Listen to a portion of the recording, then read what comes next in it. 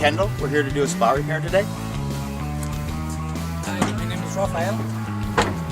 We're from Rafken Spa Repair.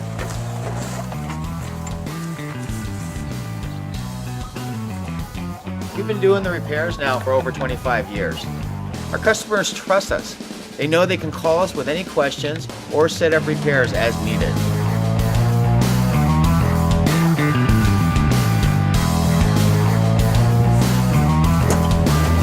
Coming back to the truck to get a part for the repair today so the customer could be in the spa tonight once I have it repaired. As you can see, it's very important to keep a good inventory so you're not coming out many times for one repair. I'm gonna grab the part here.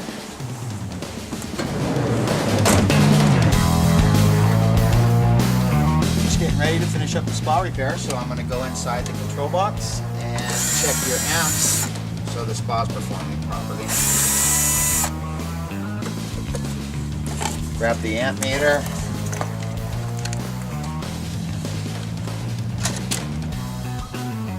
Spa will be turning on a low speed first, then the pressure switch will engage.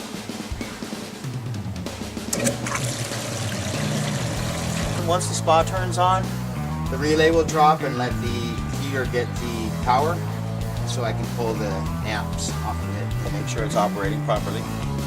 Getting the correct reading on the amp meter. I have 15.2 amps. Repair is done. I'm going to close it back up now. We'll put the cover back on the spa. The spa will be ready in about 5 to 7 hours from now. So nothing else will need to be done other than you maintaining the chemicals and cleaning the filter. I'm going to put the cover back on because the temperature's just flying away and it's just a waste of money. So when we get done here, we're going to put the cover back on and you open it up as needed for your chemicals or when you're using it. Just remember to keep it closed when not in use.